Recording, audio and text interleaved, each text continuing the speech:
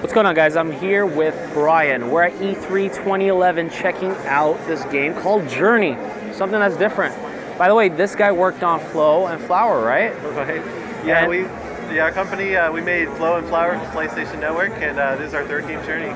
And you guys are unlike any other company. You guys aren't about, oh, kill, kill, kill, death, death, death. It's more like, what is this?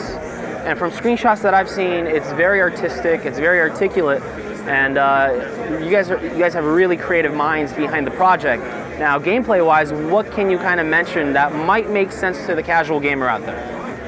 Yeah, so I guess this is actually the difficult part to explain to mainstream gamers, because what we're trying to do as a company is not necessarily make something that's mechanically intense or satisfying in a way, in like a traditional fun way.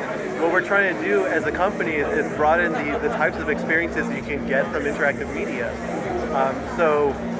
With Flower, we try to give the player an experience where they can be, at peace with nature and really absorb that. And with Journey, what we're trying to do is provide.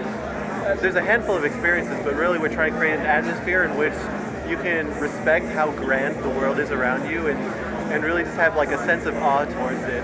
I agree. One thing you mentioned was that you and the developers and other designers went into the middle of some random desert and or dunes, or you might want to call it, and kind of rolled around the sand, and that made you probably feel small. It probably made you feel like you're kind of lost in a world, and that's the sense I get from looking at the game.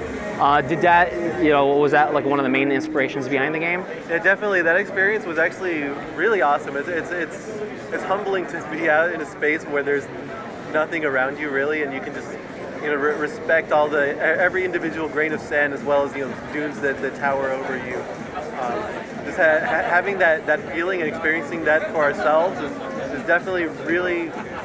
I guess it helps us more honestly try to communicate that to other people. So it's really cool. As you're playing through your journey, you might stumble across someone else who happens to be playing through their journey as well.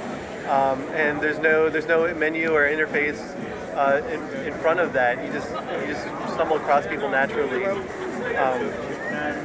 And one of the things about the multiplayer is that it's not necessarily cooperative, and it's not competitive, and there's no like strict mechanics. There's no doing it right or doing it wrong.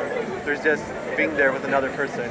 And that's something that really gets lost in multiplayer games today. In multiplayer games today, there's so much focus on the mechanics and the game itself that you don't really get a chance to pay attention to the other person. So hopefully in Journey, when you run into someone else, you can really think about that relationship. So you can think about, do I want to stick with this guy, or do I want to go off and do my own thing, or do we want to figure some stuff out together, or not? It's really up to the user to choose how they interact with someone else, and hopefully that'll be a more sincere interaction with other people.